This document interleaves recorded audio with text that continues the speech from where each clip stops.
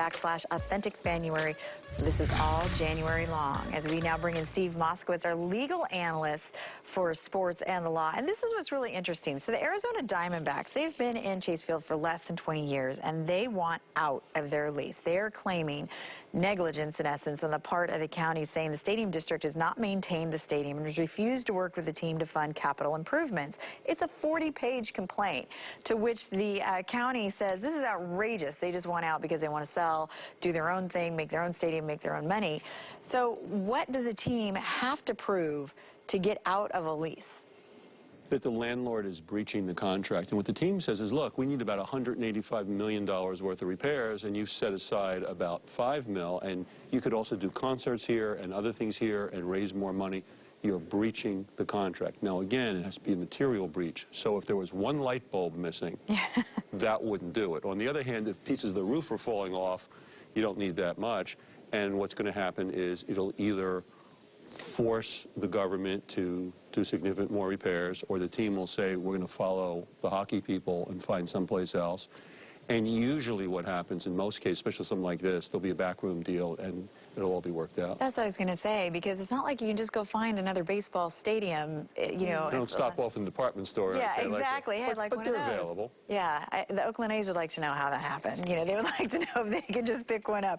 Okay, let's head over to Florida now, where the state lawmakers there are really trying to see if they can get daily fantasy sports legalized, pay-to-play daily fantasy sports. The sponsors are saying that he hopes a simplified approach will lead to the passage, because he's saying it isn't gambling.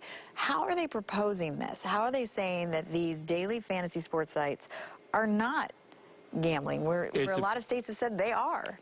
It depends how you define gambling, and it's a difference of, is it skill or chance? If we have a contest here, who can pick up the heaviest weight and there's a prize? That's not gambling, it's skill. Who's the strongest? If we say, I wonder what time Joe Smith will walk in the door, that's gambling. And then the legislature, basically, back when I used to teach law school, what I told the students is, unlike physical science, law is what those in power at the time say it is, which is pretty much what we have here. Yeah, it's crazy, the whole thing, because then if people out of state want to play, how do you stop that if their state makes it illegal? It's just, Well, they've already looked at that, yeah. And supposedly you're not supposed to do the transactions, and of course it's a crime if you do, depending on the state. Okay. Things will be worked out. All right, last one. A customer claims Planet Fitness did not prevent nude recordings. We've heard a couple of these things, but 5 female members of a Lincoln, Nebraska Planet Fitness have sued the gym, saying it didn't prevent a former employee from secretly recording them. So now they have filed suit. What is a reasonable expectation of privacy in a gym that you pay a membership for? You have a lot of that, and this is both a criminal and a civil wrong. And, you know, you're literally laying there, and you have those little eye blockers on.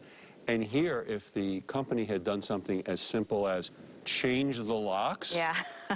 Change the locks? This is not high tech. Change the locks? Yeah. We wouldn't have had this problem. So the bottom line is they're going to wind up writing a check. Okay. Steve, thanks so much. Look, Always right under the buzzer. He's an expert. Right on time. We're out. Thanks so much. Thank you. Enjoy the rest of your evening.